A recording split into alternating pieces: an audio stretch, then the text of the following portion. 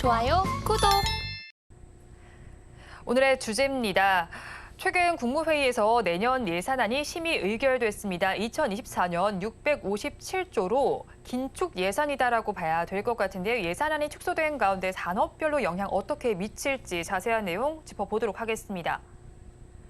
예산안의 수치만 놓고 보면 일단 올해보다 2.8%가 증가하는 수치기는 합니다. 하지만 예산 증가율로만 보면 역대 최저 수준이거든요. 그러면 이렇게 정부가 긴축 기조로 가는 이유는 어디서 찾을 수 있을까요, 평론가님? 지금 가장 큰 게 세수가 일단 네. 부족한 게 지금 큰일이죠. 지금 금년도 7월까지만 해도 세수가 부족한 게 43조라고 그래요. 네. 그러다 보니까 계속 이제 예산안을 줄일 수밖에, 정부 예산을 줄일 수밖에 없는 상황인데, 아마 이 지출 증가율이 2.8%가 그 2005년 이후에 가장 낮은 증가율 그러는데, 작년 예산안이, 그러니까 작년에 올해 예산안이 5.2% 증가율인데, 이번에는 2.5%대에서 잡아놨기 때문에 네.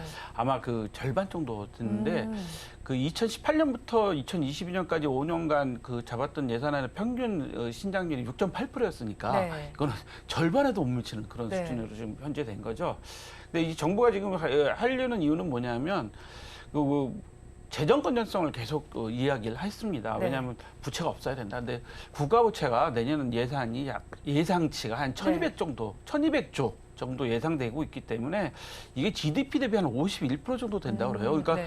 우리나라 국민이 총 벌어들인 돈에서 절반이 이제 그 부채다. 뭐 이렇게 네. 되다 보니까 국가 부채를 줄이기 위해서는 어쩔 수 없다라는데, 국가 부채가 실제적으로 얼마나 늘어났냐면 2017년에 약 627조였는데 네. 2022년에는 1,033조였습니다. 네. 그러니까 생각해 보시면 이게 금액적으로 보면 어마무시하게 많이 늘어난 국가 부채이기 네. 때문에 이거 어쩔 수 없는 내용인데, 지금 아시다시피 2.8%, 2.5% 얘기하지만 물가 상승률이 3%대 중반으로 네. 잡았기 때문에 예상하고 있기 때문에 실질적으로 예상을 줄인 거죠. 그렇죠. 물가 상승률만큼도 안 되는 거기 네. 때문에 이번에 같이 발표한 국가 재정 운영 계획을 보면 2004년도 통합 재정 수지 적자가 약 44조 예상하고 있고, 금년도는 약 13조 예상하고 있습니다. 그러니까 금년보다 내년이 더 적자가 많이 날 거라는 거죠. 네. 이 통합 재정 수지는 뭐 그 연금이니 모든 게 다 국가에서 하는 기금이니 이렇게 다 들어가 있는 상태고요. 그걸 다 빼고 그냥 국가에서 관리하는 네. 관리 재정 수지 적자는 올해가 약 한 58조 2천억 잡았는데 내년은 오히려 92조 정도 들어갈 것 같다. 그러니까 더 많이 돈이 많이 들어가는 거죠. 그러니까 33조인데 문제는 뭐냐면 정부가 이 재정 준칙의 3%를 절대 넘기지 않겠다고 좀 했기 때문에 네. 지금도 2.5%, 2.8% 이 정도 수준으로 잡아놓은 상태인데요. 걱정스러운 점은 뭐냐면 지금 계속 세수가 줄고 있어요. 세수라는 게 뭡니까? 세금 내서 이제 하는 건데 네. 가장 많이 준 게 지금 법인세거든요. 법인세를 사실 많이 낮춰주기도 했지만 아시다시피 경기 불황으로 많이 세금을 많이 못 내고 있는 네. 그런 상황도 있고, 두 번째로 이제 양도소득세나 부동산 관련 세금도 좀 많이 줄었습니다. 이러다 보니까 어쩔 수 없이 세수가 줄게 되니까 재정을 좀 긴축해서 좀 짜야 된다라는 생각을 하고 있는데, 뭐 제가 뭐 정치 관련된 이야기도 조금 드리면 네. 지금 홍준표 대구시장 같은 경우는 부채 제로로 만들겠다라고 하고 있잖아요. 그러니까 지자체도 이렇게 노력을 하고 있다고요. 홍준표 네. 시장 같은 경우는 시청도 빚내선 절대 안 짓겠다. 빚이 없어야 된다라는 네. 그런 생각을 갖고 있습니다. 근데 사실 저를 비롯해서 우리 선배 세대들은 빚이 있으면 다른 일을 못 한다고 생각하고 계신 상황이기 때문에 네. 우리 지난주에도 저희가 말씀드릴 때 이창용 총재가 절대 비투하지 말라고 네. 연끌하지 말라 이런 말씀하셨잖아요. 그렇기 때문에 국가도 마찬가지거든요. 빚이 많이 늘어나면 다른 일을 할 수가 없기 때문에 철저하게 아마 재정을 긴축하고 가고 있는 상황인데, 반대로 민주당에서 이게 너무 안 된다. 네. 관리 복지 예산이나 더 늘려야 된다라고 증액을 좀 요구하고 있어서 오늘부터 이제 정기국회 이제 시작되고 하면 오늘 제가 들어오기 전에 보니까 정기국회 일정에 다 합의를 했더라고요. 네. 그래서 그 일정들을 이제 보게 되면 예산을 좀 늘릴 수도 있는 부분도 사실 없지 않아 보입니다. 네, 그렇죠. 아무래도 또 물가 상승률을 감안을 한다면 사실 내년도 예산은 줄어든 것으로 판단을 해봐야 될 것 네. 같습니다. 하지만 뭐 빚에 대한 문제도 있으니까 그런 부분들을 한번 좀 경각심을 가지고 바라보시면 좋겠습니다. 내년에 또 정부 예산안 개요가 발표된 후에 원전이나 엔젤 산업 관련주들이 상승세를 보이기도 했습니다. 평론가님, 그렇다면 정부의 내년 예산안 세부 내용부터 저희가 먼저 알아봐야 할 것 같은데요. 네. 원전이나 엔젤주들이 갑자기 막 좋아지는데 많은 분들이 이거 좋아하는 게 아니냐 그러는데 네. 잘 생각해 보셔야 될 것 같아요. 왜냐하면 657조 정도 되는 예산인데 각 부처에서 온 예산에 한 20조 이상 지출 구조 조정을 했다고 그래요. 네. 그래서 특히 이제 분야가 많은 게 연구 개발이나 보조금을 삭감했다 그러는데 R&D 예산, 정부 예산이 약 16.6% 삭감했다 그러는데요. 이게 정부에서는 이런 거죠. 뚜렷한 목표가 없는 소규모 연구 개발 사업 일단 네. 줄이겠다. 네. 두 번째로는 그 나눠 먹기식으로 이렇게 같은 연구 개발인데 뭐 연구소마다 이렇게 뿌려주는 식의 이런 예산은 전부 다 줄이겠다는 거고요. 반면에 인공지능, 첨단 바이오, 뭐 양자 컴퓨터 이런 분야는 네. 5조 원으로 한 3천억 정도 증가했어요. 그러니까 이것도 잘 보셔야 되는 겁니다. 우리가 네. 투자하시는 분들이 지금 엔진이나 원전을 하시는데 네. 그게 아니라 정부에서는 인공지능이나 네. 첨단 바이오, 그러네요. 양자 네. 컴퓨터 이런 것들에 대해서는 오히려 더 예산을 증액을 한 상태입니다. 보시면 네. 아시겠지만 거기다 첨단 인재 양성도 늘렸죠. 사이버 보안에도 늘렸죠. 그러니까 꼭 필요한 분야에 대해서는 앞으로 더 예산이 늘어났는데 제가 말씀드리는데 지금 R&D 예산이 줄었다고 이제 많은 분들이 얘기를 하시는데 그렇지 않고 꼭 필요한 분야는 늘렸고 대신 좀 살 빼기를 좀 했다. 이렇게 표현하는 게 좀 맞을 것 같고요. 그다음에 국가부조 산업 사업들이 많이 있습니다. 이 부분도 많이 줄였습니다. 그래서 2018년에 저희가 67조 정도 되는 국가부조 예산을 2022년에 102조 정도 했어요. 그러니까 네. 이것도 보시면 한 30조, 70조 정도, 30조 정도 늘어난 거죠. 그래서 많이 줄였는데 대표적인 게 이번에는 한 4조 원 정도 각 부처에서 갖고 온 걸 삭감했다 그러는데 대표적인 게 지역화폐 예산입니다. 아마 작년에도 제가 기억하기로는 지역화폐 예산을 다 뺐다가 다시 지금 현재 야당의 요구로 다시 또 들어간 네. 걸로 알고 있는데 지역화폐 예산을 일단 편성을 하나도 하지 않았고요. 각종 단체들한테 부당하게 지원금 나갔던 부분들을 다시 감사를 해서 그것도 좀 많이 정리를 했다고 해서 한 4조 원 정도 줄였다고 하는데 반면에 복지 고용 예산은 226조에서 242조로 늘렸고요. 16조 정도 늘어났고요. 네. 복지 그다음에 질서 안전과 관련된 것은 6.1%.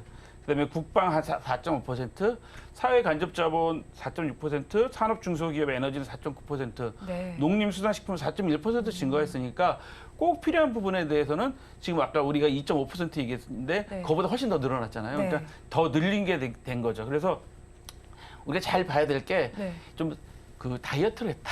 네. 이렇게 이해하시면 좋을 것 같아요. 네, 평론가님께서 다이어트 했다라고 말씀해 주셨는데 정부의 기조를 좀 화면을 통해서 살펴보면 재정의 정상화로 이제 제대로 또 과감하게 투자하자라는 기조인 것 네. 같아요. 뭐 원점적으로 재검토를 해보고 재정의 누수 요인도 제거를 네. 하고 또 꼭 필요한 곳에 재투자를 하자라는 말씀을 좀 많이 해주신 것 네. 같습니다. 그런데 또 이제 원전 산업과 관련된 이야기도 네. 좀 나오고 있어요.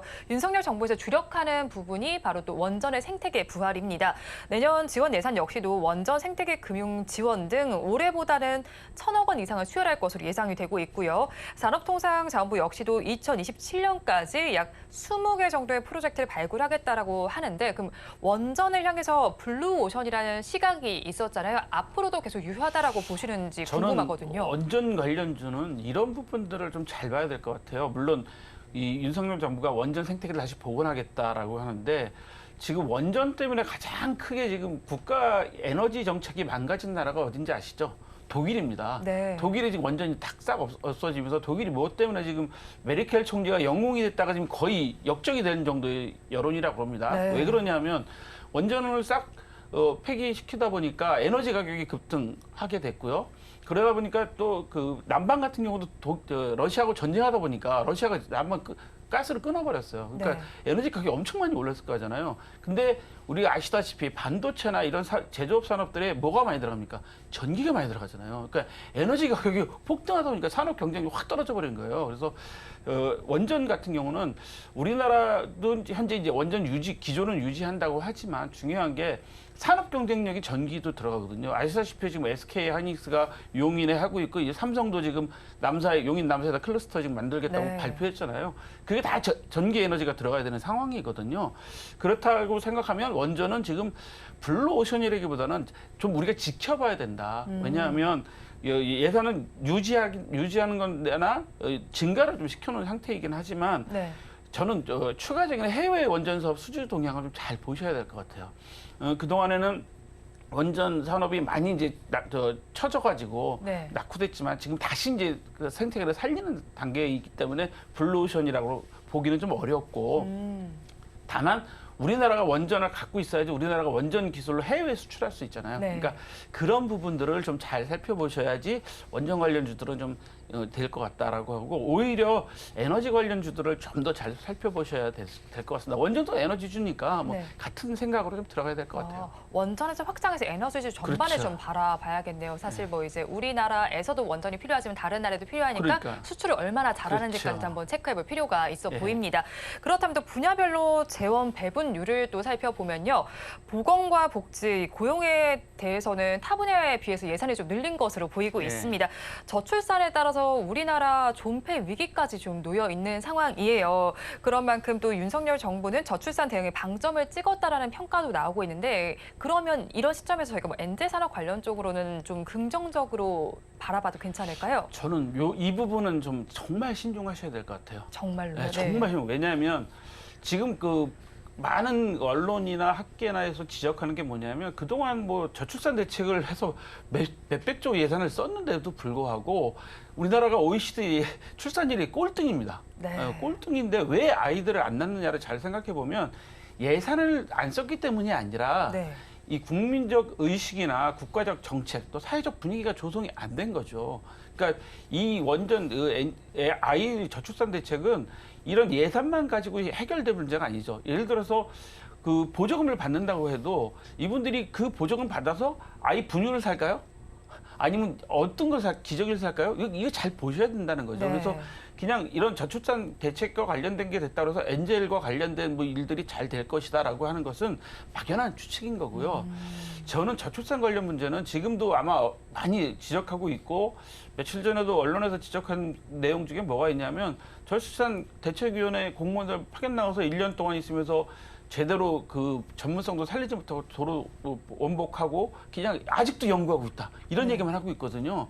그래서 다른 나라가 어떻게 저출산 대책을 극복했느냐를 보면 결국은 사회적 분위기 조성입니다. 예를 들어서 여성이 그 경력 단절 문제, 네. 그다음에 남성이 육아휴직 쓰는 문제, 이런 문제들에 대한 사회적 분위기가 제대로 조성이 되고 돌봄이 제대로 되면 사실은 예산을 이런 예산을 많이 쓰지 않더라도 아이들을 낳는 분위기가 되거든요. 그래서 이것은 그 무조건 엔젤 늘렸다고 해서 엔젤 산업 분야가 좋아질 거라는 것은 막연한 추측이다. 그래서 이 분야에 투자하시는 분들 혹시 엔젤이라고 막 들어가실 게 아니라 네. 정말 좀 신중하게 보셔야 된다. 그래서 저는 그렇게 권유해요.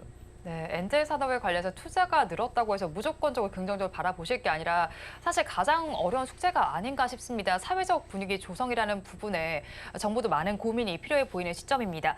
또 바이오와 우주 반도체, 또 2차 전지 등 첨단 산업을 중심으로 해서요. 대규모 플래그십 프로젝트를 추진할 계획이기도 합니다. 그중에서 바이오 부문은 K-바이오 백신 펀드라는 이슈도 있고요. 한국형 아르팔스 프로젝트도 예정이 되어 있는데 바이오가 좀 중대한 기로에 놓여 있다. 라고 봐야겠죠. 그러면 이런 것들이 상승 모멘텀으로 작용할 수가 있을까요? 자, 보시죠.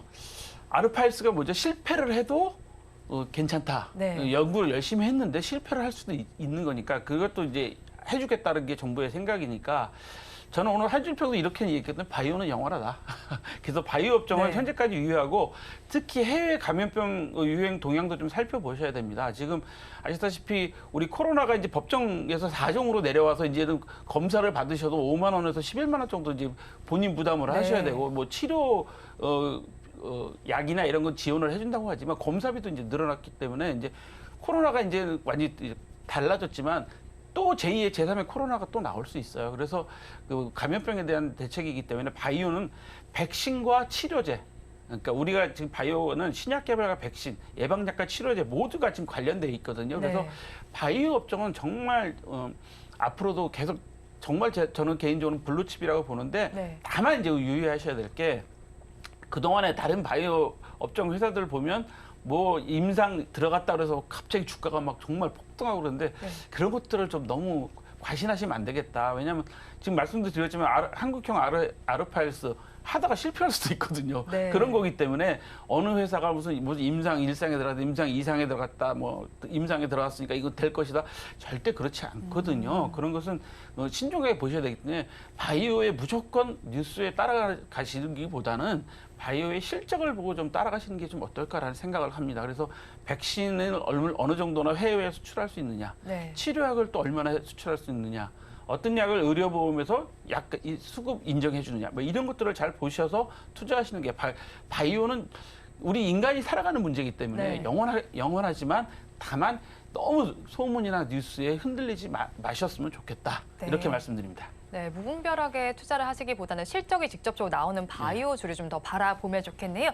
또 증권가에서 살펴보면요. 내년에도 반도체와 2차 전지가 지수를 이끌 것이라는 분석이 나오고 있어요. 그러면 정부 지원을 받으면서 훈풍도 기대를 해볼 수 있을까요? 네, 정부는 첨단 산업에 대한 지원은 유효하고 계속 네. 증가시키고 있습니다. 이번에 2차 전지 특구도 원래 두 곳을 지정하려고 하다 4곳으로 지정했어요. 그래서 2차 전지가 관련된 것은 지역도 산업도 살려야 되기 때문에 네. 철저하게 좀 하고 있거든요. 그래서 기업의 R&D 투자를 좀 어떻게 하고 있는가를 좀 잘 보셔야 되는 것 같은 게 이번에 그 현대차 무슨 중국에서 갖고 온 그 2차 전지 기술이 뭐 네. 있는데 뭐 그런 것들에 대해서 과연 우리가 싼 중국 걸 쓸 것이냐 아니면 정말 우리가 기술을 제대로 개발해서 좋은 2차 전지를 쓸 것이냐 이런 문제이기 때문에 저는 반도체하고 오늘도 반도체 좋았잖아요. 네. 보시면 아시겠지만 제 앞에서 말씀하신 전문가님도 삼성이 네. 새로운 반도체 개발을 했다고 이야기도 하고 그러니까 반도체하고 2차 전지는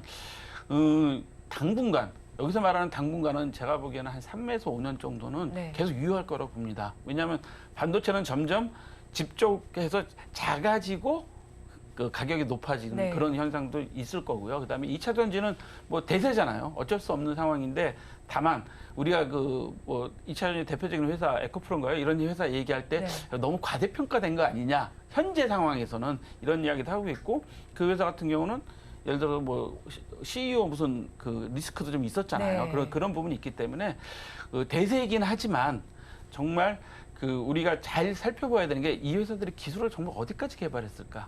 요게 핵심인 것 같아요. 네. 이것만 잘 보시면 반도체하고 2차 전지는 아직도 유효하다. 이렇게 보입니다. 네, 반도체와 2차 전지주 쪽은 일단 산업적으로 봤을 때 유효한 구간입니다. 하지만 각 기업들이 기술력이 어느 정도까지 올라와 있는지를 꼭 살펴보시기 바랍니다. 그렇다면 또 내년 예산안이 확정된 상황 속에서 주식시장에서 가장 강력하게 자금 이동이 나타날 것이라고 기대해 볼 만한 업종은 어디라고 좀 보시는지 궁금하거든요. 네, 아까 예산안 우리 늘어나는 거 보셨지만 네. 2차 전지, 반도체, 뭐 AI, 네. 그다음에 바이오. 거기에 사실 여기 나타나진 않았지만 우주항공이 있습니다. 네. 우주항공이 있는데 얼마 전에 뉴스 보셨잖아요. 우리 카이가 헬기 200대 수주했다가 그런 뉴스 나오지 네. 않았습니까? 그러니까 지금 말씀드린 것처럼 2차 전지, 반도체, AI, 바이오, 우주항공은 여전히 유효한 상황이기 때문에 이쪽으로 자금이 많이 쏠릴 가능성이 높다. 그다음에 다만 정부의 재정 건전성으로 실질적인 소득이 감소하고 있잖아요. 우리도 월급은 그대로인데 쓸 돈이 없네. 실제 소득이 감소하기 때문에 소비재는 정말 신중하게 좀 보셔야 될 것 같고요. 네. 그다음에 그래서 이 내수를 살리기 위해서 10월 2일도 지금 이제 정부에서 임시 공휴일로 지정한 거 아니겠습니까? 네. 그러니까 이 소비재와 관련해서 잘 보셔야 될 것 같고 그다음에 한 가지 더 여기서 건설 관련도 좀 잘 보셔야 될 것 같은데 건설은 올해보다는 내년을 좀 더 잘 봐야 될 것 같다. 올해는 정말 무슨 순살 무슨 뭐 네. 아파트 이러고 LHA 문제 때문에 그 건설부 장관이 강력하게 이야기했기 때문에 건설은 정말 신중해 보셔야 되는데 다만 지금 현재 주택 건설이 좀 침체돼 있기 때문에 내년 하반기 후에는 좀 활성화되지 않을까라는 차원에서 좀 보셔야 될 것 같습니다.